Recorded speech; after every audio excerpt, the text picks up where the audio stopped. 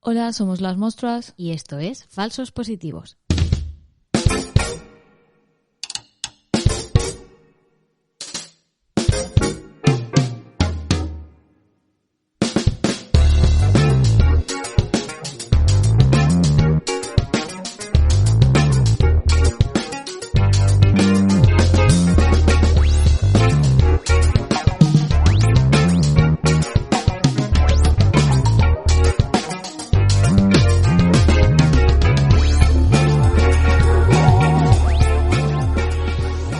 Bienvenidos a un nuevo capítulo de Falsos Positivos, un podcast de Radio Mandarache. A los mandos, Andrea Martínez e Inés Muñoz. En la banda sonora, Alejandro Pellegrín y Daniel Osiguala. Como rezaba la canción: huelo aire de primavera, tengo alergia en él. Pues no, de las cosas buenas que ha traído la mascarilla, que alguna hay, una de ellas ha sido esta. Yo no sé vosotros, pero yo no estoy teniendo alergia y no sé por qué no lo estoy celebrando. Es abril de 2021. Algunas restricciones se han relajado. ¡Cuidado! Hace algo de buen tiempo, los mosquitos aún no han empezado a salir del todo de sus madrigueras a jodernos la vida. Después de 4 podcasts en nuestra particular cueva de monstruos, hemos decidido hacer algo diferente. Hemos cogido los bártulos y hemos salido a la naturaleza.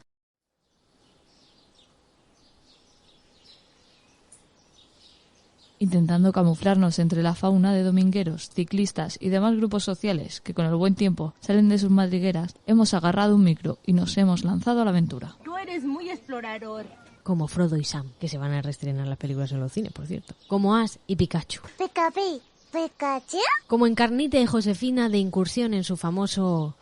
Un batisterio paleocristiano romano del siglo I después de Cristo. Hemos querido ambientar este podcast con algún que otro paisaje sonoro idílico, de esos que solo se encuentran en la literatura, en la memoria, en los vídeos de YouTube para dormir o en los Instagrams de los demás. Lo cierto es que la primavera, en el contexto del medio natural, es un poco un circo. Porque cuando uno decide plantarse en cualquier lugar con predominio de marrón y verde, a menudo lo que pasa es que se desmonta un poco la expectativa. Gracias a la inestimable colaboración de las procesiones de hormigas que se suben por la panza, el espectáculo orgiástico de pájaros haciendo carreras ilegales, el constante acoso de insectos voladores, el terrorismo acústico de la gente con altavoces portátiles, guerrillas de críos gritando, que a ver qué otra cosa van a hacer si están en la naturaleza y no pueden ni asalvajarse un poco, vaya. O chicharras grunge en pleno apogeo adolescente. Pesadilla de urbanitas, alérgicos y demás cascarrabias. Un poco subidito el hate para alguien que viene de la huerta, ¿no, Martínez? Pues eso, yo tengo unos reels mentales de la huerta con filtro Super 8 y destellos de luz muy cinematográficos y ahí no estornudo. Ahora, si le toca una mosca, se echa hidroalcohol.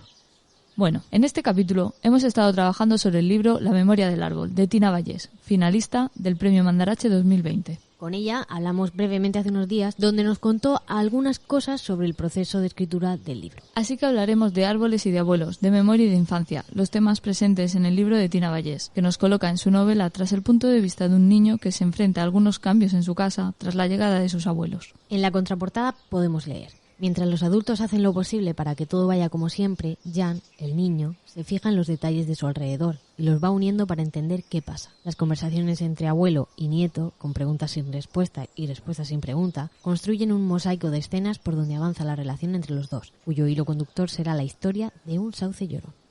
Precisamente en un año en el que las visitas a nuestros familiares, jóvenes y mayores, se han reducido casi por completo, los paseos de vuelta del cole o de camino al parque con un bocadillo entre las manos que comparte Jan con su abuelo Joan en la novela de Tina Vallés se antojan tan envidiables. Hay palabras que se dicen con el cuerpo, y son los cuerpos de los demás los que las sienten. No se trata de bocas y oídos. Desde que los abuelos viven con nosotros, lo que me molesta es el silencio que habla cuando calla todo el mundo. En el menú de hoy tenemos... Entrantes, las memorias de los árboles. Primer plato, hablamos con Tina Vallés. Segundo plato, vuestras respuestas a nuestras consultas. Postre, fruta de temporada, higos. Pero los higos no son de ahora, Muñoz, ¿no? Son como del verano, ¿no? Ya, pero hablaremos de una de las higueras más ilustres. Ah, bueno.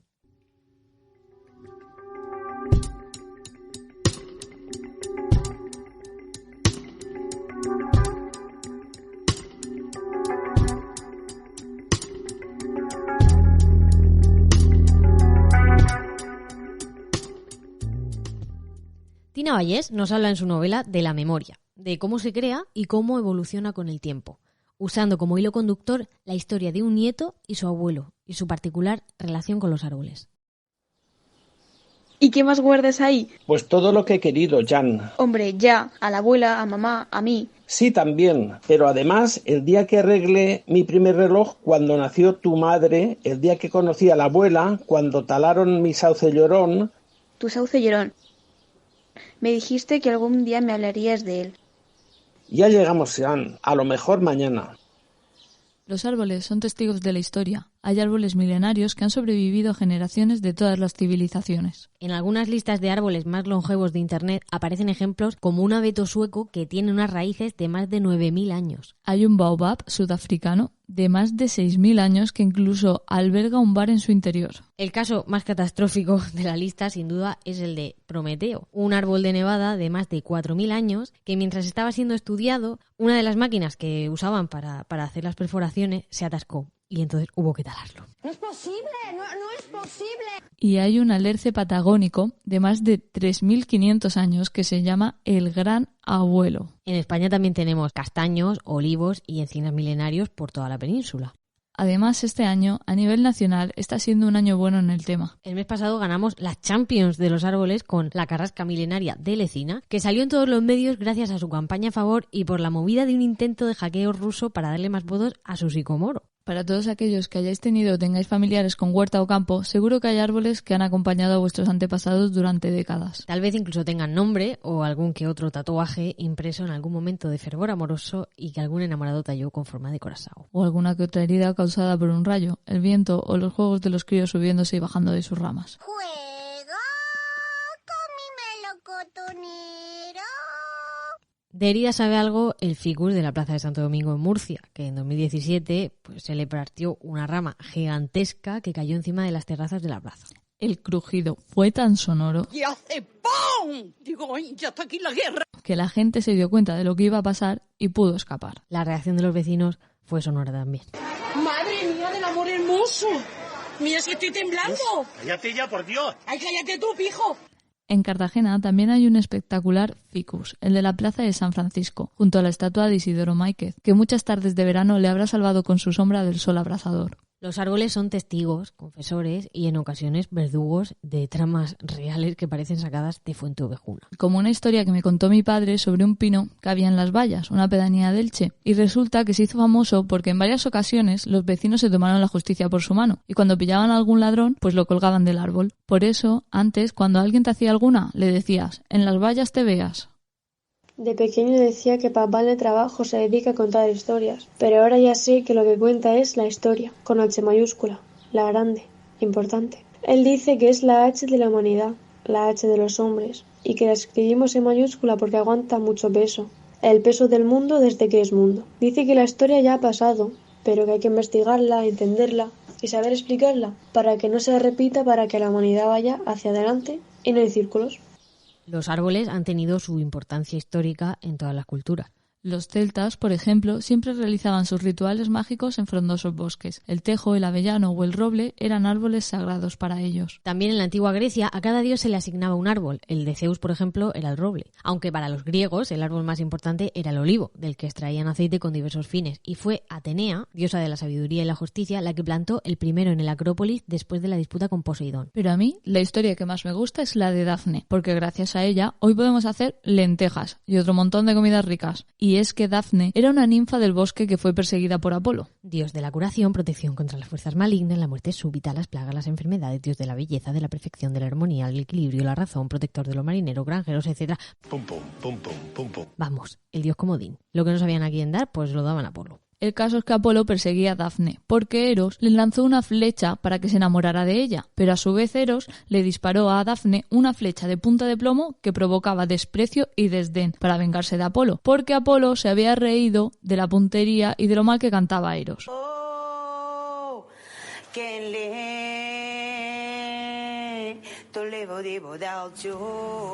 Dafne entonces pidió ayuda a su padre, el dios Río, para librarse de Apolo, quien la transformó en laurel, árbol que desde ese momento se convirtió en sagrado para Apolo.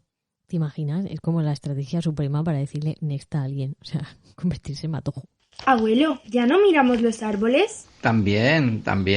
Y seguimos en silencio hasta casa. Yo miro los árboles y miro al abuelo, que mira las placas de las calles. Ya no dice nada más. Pisamos los dibujos que hacen las ramas en el suelo, y el abuelo arrastra tanto los pies que me da miedo que una de las sombras se le coja la suela y tenga que llevarla para siempre pegada al talón. Pero las ramas solo las mueve el viento, que las hace bailar en una danza triste porque las miramos.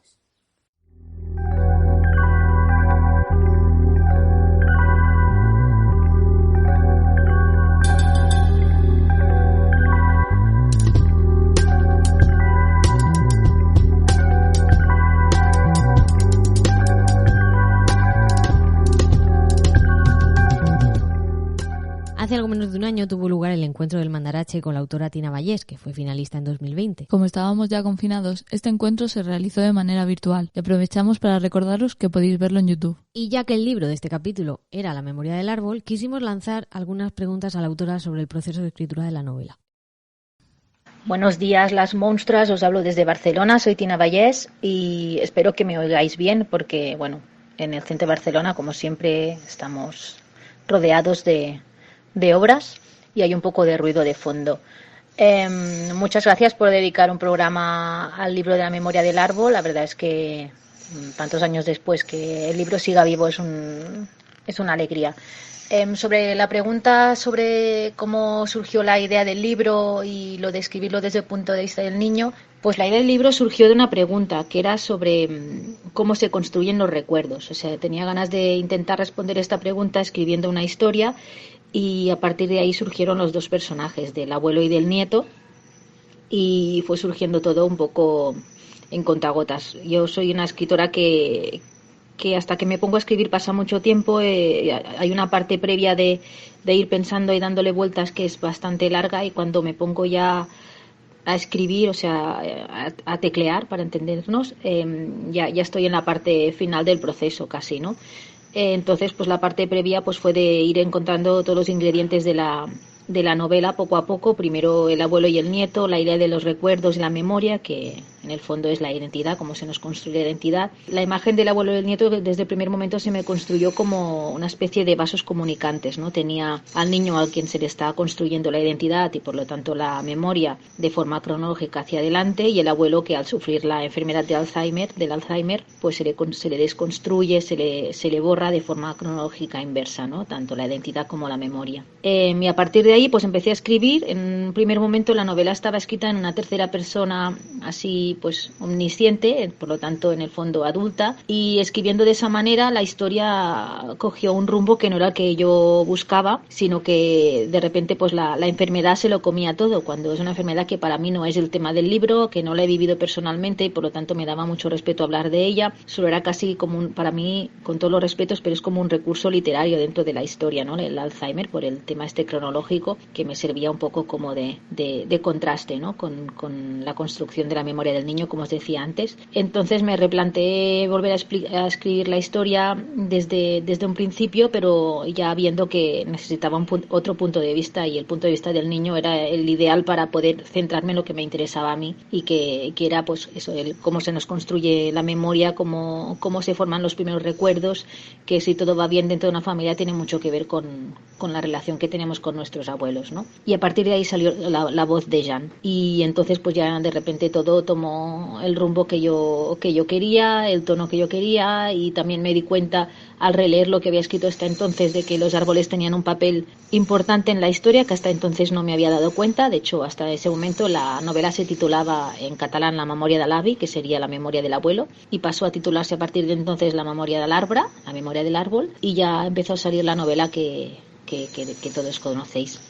Sobre si tengo algún árbol especial en mi memoria, pues la verdad es que más de uno. De hecho, a raíz de escribir esta novela me fui dando cuenta de todos los árboles que había en mi vida. También a raíz de leer un libro de John Fowles que se llama El árbol, donde también repasa todos los árboles que ha habido en su vida, pues me fui dando cuenta de que en todos los momentos importantes siempre había árboles de fondo ahí haciendo compañía, y que de hecho los árboles son como una especie de antepasados que están aquí antes que nosotros y que cuando nos vamos espero que todavía estén. Pero de árboles especiales, pues hay uno bastante especial que es el sauce llorón. Por eso el árbol en la memoria del árbol es un sauce. En mi caso es un sauce llorón que estaba en el jardín de la casa donde crecí con mis padres y mi hermana, y que bueno, es que es un árbol al que tengo una especial cariño porque me hizo sombra durante mucho tiempo, durante muchas lecturas y juegos, y al que le tuve que recoger las hojas, porque es un árbol de hoja caduca, y le tuve que recoger las hojas muchas veces, cosa que me daba un poco de pereza, pero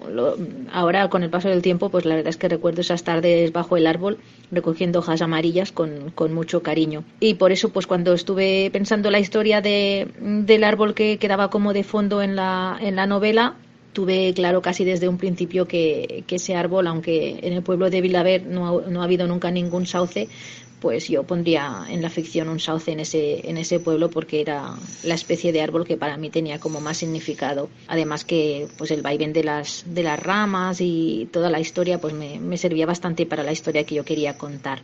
Pero hay otras especies de árboles. Ahora, por ejemplo, estoy rodeada de plátanos. Luego recuerdo mucho jugar en una plaza donde el árbol predominante eran los olmos, en la plaza mayor de Montblanc, el pueblo de mis abuelos. Y de pequeña aprendí a ir en bicicleta en una plaza donde había un algarrobo, que creo que aún existe. Y nada, o sea que siempre hay un árbol.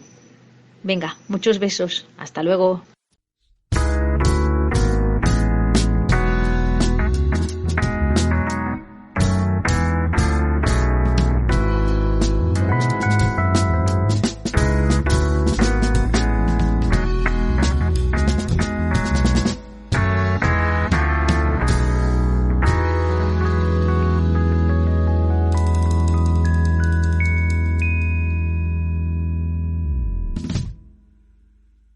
Agradecemos a Tina Vallés por su cercanía y por haber querido participar en este capítulo, y a Alberto Soler por ponernos en contacto.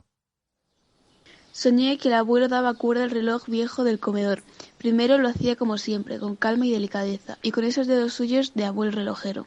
Pero poco a poco se ponía a darle cuerda cada vez más y más deprisa, y para eso necesitaba coger impulso, así que saltaba y gruñía y se ayudaba con los pies. Y a medida que las manecillas giraban y giraban dentro de la esfera, fuera se hacía de noche y de día una y otra vez, como si el tiempo de verdad dependiera del reloj del viejo comedor de casa.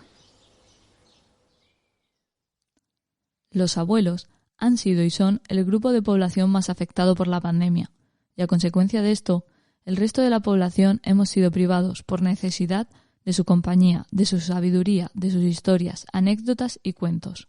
Por eso, en este capítulo, nuestras propuestas en redes han ido dirigidas a escuchar estas historias de abuelos y de infancia. Y esto ha sido lo que nos habéis contado. Tengo un recuerdo que guardo como oro en paño de mi abuelo Manuel. Es el padre de mi padre, al cual le hice una entrevista para un trabajo de gramática histórica de cuarto de carrera, si no recuerdo mal. Y la verdad es que es un audio que guardo, como oro en paño, porque es de hace por lo menos 35 años, de cuando éramos todavía de la era analógica.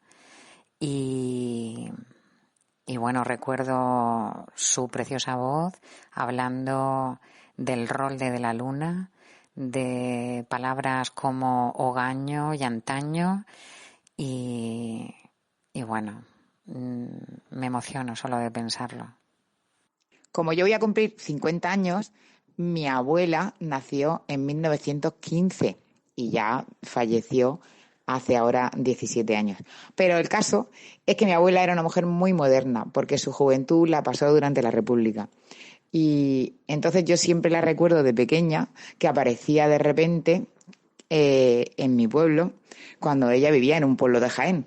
Y aparecía porque salía huyendo del luto. En su pueblo, cada vez que se le moría un familiar, tenía que llevar un luto riguroso para que no se metieran con ella y no la criticaran. Y como a ella no le gustaba nada ir de luto, En cuanto pasaban 2 o 3 días de que se le había muerto un familiar, salía huyendo del pueblo y se venía a casa de mis padres a pasar unos días, decía ella, y se quedaba 2 o 3 meses, lo justo para que ya no hiciera falta ir con luto.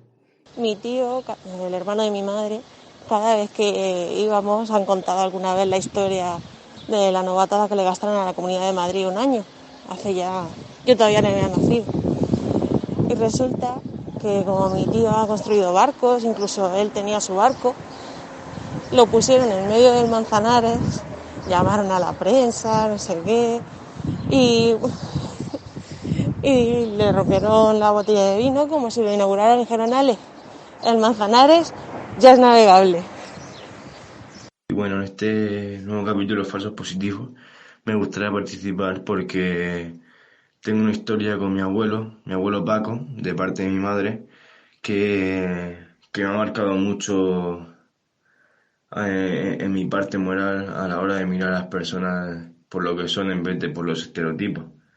Esto era el 17 de abril del 2012, el día de mi cumpleaños. Cuando iba a celebrarlo, mi madre se fue hacia el hospital, era por la noche, de madrugada, y me dijo que mi abuelo se había muerto. Padecía cáncer de próstata y eso me ha marcado bastante, porque no teníamos una relación con él y me habría gustado tener más, hablar más con él, estar más con él, sobre todo estar. Y bueno, quería contaros esta historia porque para que viese mi punto de vista sobre las personas, los prejuicios, los estereotipos y los pequeños momentos que tenemos, que no apreciamos y que nos enseñan cada día. Muchas gracias por compartir estas notas de audio con nosotras y con todos los que nos oyen. De todas las propuestas que hemos ido lanzando a lo largo de todos los capítulos del podcast, pues sin duda las de este capítulo han sido las más emotivas. Así que os agradecemos doblemente la generosidad. Muchísimas gracias por compartir con nosotras una parte de vuestra historia. También preguntamos a algunos amigos historias sobre árboles que hubieran sido en su vida tan importantes como aquel sauce llorón para el abuelo de Jan. Bueno, mi árbol favorito es la higuera. La higuera siempre me trae recuerdos de mi infancia porque teníamos en el patio una higuera enorme y alrededor de esa higuera pues vivían mis tíos, mis abuelos, vivían mis padres, nosotros, y yo pues siempre me acuerdo de aquellos días debajo de la higuera contando la gente mayor sus historias, mi abuela, mi abuelo. Mi abuela estaba paralítica, mi abuelo siempre le sacaba cuando hacía buen tiempo el sillón allí debajo de la higuera y los buenos recuerdos que yo tengo, en fin, que cuando veo una higuera pues siempre me traslada a la infancia con muy buenos recuerdos, muy buenos recuerdos. La higuera de mi infancia, de mi casa, de mi gente. Mi árbol es el olivo y tiene un significado especial y además es el símbolo de la paz. Mi padre tenía un pequeño olivar en el pueblo y un año, con mucho frío y nieve, recogimos las aceitunas que habían caído en el suelo. Además había mucho hielo. Pasé tanto frío que le dije a mi padre que no quería saber nada de los olivos nunca más. La vida, 50 años después, nos ha traído un pequeño olivar en Murcia y un aceite excelente. Ironías del destino. En Elche hay un museo botánico llamado el Huerto del Cura, donde está la palmera imperial de 7 brazos. Tiene este nombre por la emperatriz Sisi de Austria. En los años 70, en el barrio de Altavis, había un pino que le llamaban el pino del tío Quito, y era donde se reunían la gente mayor para echar sus partidas de cartas, echar su traguico de vino. Y los más jóvenes del barrio, pues también íbamos a bañarnos en una acequia que pasaba muy cerca porque regaba todas las tierras de alrededor. Y como no había centro social ni nada, pues era un esparcimiento para los jóvenes y para los más mayores.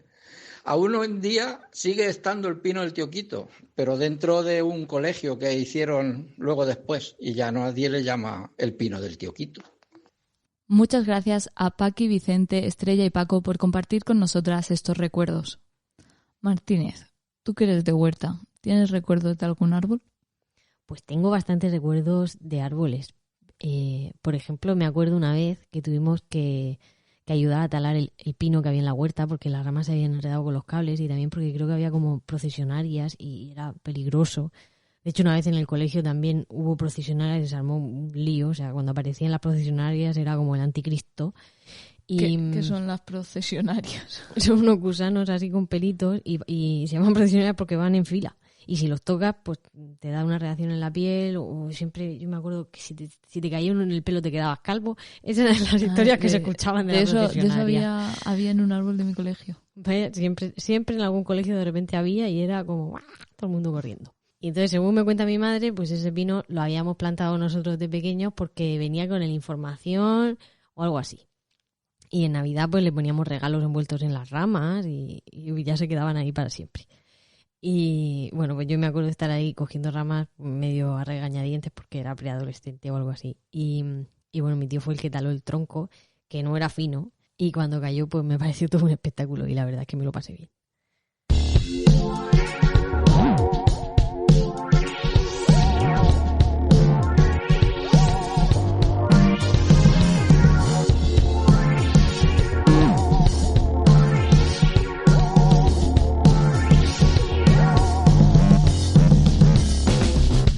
Como ya hemos anticipado al principio del capítulo, estas dos servidoras, cansadas de tener el culo pegado a la silla y con crecientes cordilleras de contracturas en sus espaldas, han cogido sus mochilas, un par de botellicas de agua, unos frutos secos para el camino, micro y correspondientes certificados, y se han ido de excursión a un lugar que venía muy a cuento de este cuento del que estamos hablando hoy, en busca de un árbol cercano que fuera tan ilustre y tan emblemático como el sauce llorón para el abuelo de Jan, en la novela de Tina Vallés. Ya a pocos kilómetros, en Orihuela, fuimos a conocer la famosa higuera en cuya sombra descansaba y soñaba Miguel Hernández. Son muchos los poetas que han encontrado en la naturaleza, en los paisajes de su vida y especialmente de su infancia y juventud, inspiración, y no son pocas tampoco las odas a árboles, huertos y parajes. En el universo poético de Miguel Hernández, la higuera fue, sin duda, uno de los personajes clave, y aparece en poemas como Oda a la higuera, Huerto mío o la famosa elegía a Ramón Sige. Entramos en una casa con varias alturas, porque se construyó a los pies de una montaña y el viaje en el tiempo pues fue automático. Aunque apenas se conservan los muebles originales, salvo la cama. Avanzamos por la cocina con dos fuegos, uno alto y otro bajo, una tinaja en la que almacenaban el agua, cuencos de frutas y verduras frescas y llegamos al patio interior de la casa. A la derecha se encontraba el aseo. Lo de mear a las 3 de la mañana en invierno, mal. A la izquierda, un pozo y alrededor plantas aromáticas coloreaban el patio. Al subir por unos escalones había una pequeña cuadra con unas figuras de cabras y en las esquinas había capazos de esparto llenos de algarrobos. Esto que se oye son los algarrobos, buenos instrumentos. Continuando por el patio vi una pequeña puerta y al otro lado estaba el huerto y al final de él, por fin, llegamos a la imponente higuera. Como nos contó el guía que nos hizo la visita por la exposición en la casa, en el huerto había 3 higueras y la de Miguel era la del tronco más ancho, la más vieja. Un amigo nos acompañó en la excursión, Joaquín Gómez, que también es director y dramaturgo, y a la sombra del árbol nos regaló un fragmento de la famosa elegía que escribió Miguel Hernández a su amigo José Marín. Quiero escarbar la tierra con los dientes, quiero apartar la tierra parte a parte a dentelladas secas y calientes. Quiero minar la tierra hasta encontrarte y besarte la noble calavera y desmordazarte y regresarte. Volverás a mi huerto y a mi higuera. Por los altos andamios de las flores pajareará tu alma colmenera de angelicales ceras y labores. Volverás al arrullo de las rejas, de los enamorados labradores. Alegrarás la sombra de mis cejas y tus sangres irán a cada lado disputando tu novia y las abejas. Tu corazón, ya terciopelo ajado, llama a un campo de almendras espumosas mi avaricia voz de enamorado. A las aladas almas de las rosas, del almendro de nata te requiero, que tenemos que hablar de muchas cosas, compañero del alma. Compañero. Agradecemos enormemente a nuestro querido amigo Joaquín por acompañarnos y por su lectura. Y os animamos a todos a que cuando la situación se calme, pues visitéis, si no lo habéis hecho ya, la Casa Museo de Miguel Hernández, que la entrada además es gratuita. Y esto ha sido todo por hoy. Nos vemos en el próximo capítulo de Falsos Positivos. Gracias por estar ahí. Antes de despedirnos, queríamos agradecer a Paula, Sofía, Blanca, Paco y Vicente por prestarnos sus voces para encarnar a Jan y Joan. Y recordaros que tenéis todos los capítulos en las plataformas iVoox, Apple Podcast y Spotify. Y que ya está disponible el capítulo número 3 de Hablemos, con Rosa Montero de Radio Mandarache. Somos las Monstruas. Y esto es Falsos Positivos.